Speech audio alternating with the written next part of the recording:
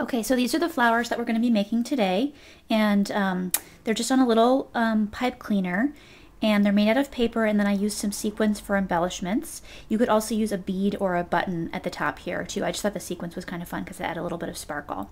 And this is what you need to make this project. This is a craft punch that is a flower shape, and it's by Paper Shapers.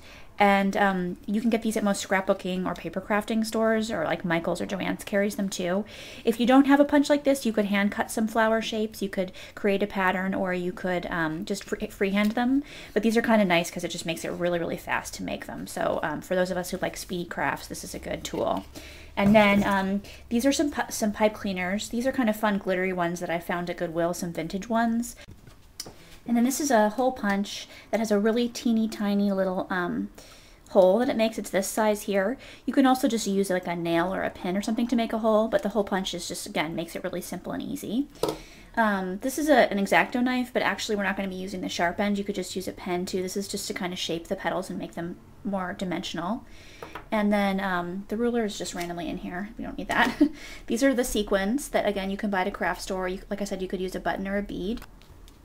And then these are papers. I like to use origami paper because it's pretty inexpensive and it comes in lots of really cool patterns that I think just complement the shape of the flower nicely. But you could use scrapbooking paper, you could recycle magazine paper. There are, infinite possibilities for any scraps that you have lying around. So let's see, I think maybe I'll do an orange flower and then this kind of yellowy solid. So for the sample, I used a solid and then a pattern on top of it. I just kind of liked the way that that looked. But you could use two different solid colors. You could flip it and put the solid on top of the pattern. Again, infinite possibilities. So let's get started. What I'm going to do is line up the edges like this so I can just really easily punch 2 layers at a time. You can punch them one at a time, but I just, again, make it fast. And then I like to use the punch upside down so I can see where I'm punching and make sure everything's aligned. And I'm just going to go like this, line it up, and squeeze. And that gives me the 2 flowers in one. And then I'm going to go ahead and do another one too. And again, you could, sometimes the paper gets a little stuck and you just kind of have to yank it out, but no big deal. Okay, so there we go. And we're going to punch that again. So now we have our 2 little starter blossoms. And I'll set that aside. Okay. So first I'm going to again hold them together and take my little tiny hole punch and just put it in the center and punch a hole right there. It doesn't have to be perfect. Do that on this side too.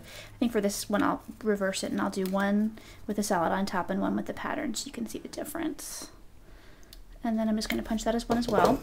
Then I'm going to take that X-Acto knife or pen or whatever round tool that you might have handy and just go like this and kind of shape the petals. You can certainly use them flat, like if you're using it for card making or something and you want it to be flat, that works. But I think it adds a little life to the look to just kind of shape them like this. Okay, so I finished shaping my petals, and that's actually the most time-consuming part of the project, so I did it off camera. But I've shaped all my petals, and then I'm going to take my pipe cleaner. And what's great about the pipe cleaner is since the little fibers stick out, they actually hold the petals snug, so you don't have to put anything underneath to keep them from sliding. You could use wire instead, but then you have the issue of the petals just sliding right down the wire. So what I'm going to do for this one is take the yellow first, the solid, and then you just want to gently kind of press it through the hole and to keep it from tearing, to be on about that much. And then I'm going to press through the pattern one on top of that.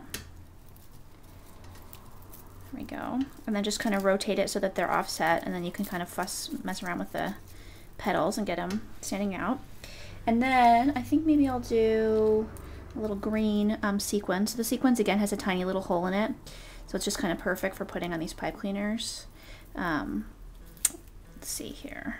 It's hard to, I'm going to do it down against the table because it's a little bit easier to get some leverage.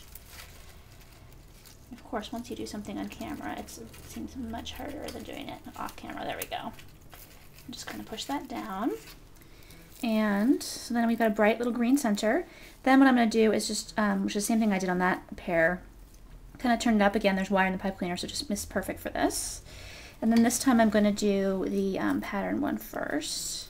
This would sort of be like a buttercup or something. So the color reminds me of. And then the yellow on top of that. Okay. And then I think for that one I'll do a little, these kind of cute flowered shaped sequins that came in this assortment pack that I bought at Joann Fabrics for like, I don't know, it was maybe 99 cents or something, and it's more sequins than you could ever use. That's kind of the trickiest part, is the sequins. Okay, got that on there. So then I have my little pair here. So you could also, I actually was thinking that you could make like a napkin ring out of this for a picnic or something. That would be fun. But I have this little gift box that, you know, you might give earrings or something in, and a great, quick, easy gift wrap would just be to go like this and kind of twist that around there, and then you get this really cute little floral package, and then you could kind of fuss with it so that they're standing up like that, or that'd be a nice little favor at a wedding too, or that kind of thing. So there you go, little paper blossoms.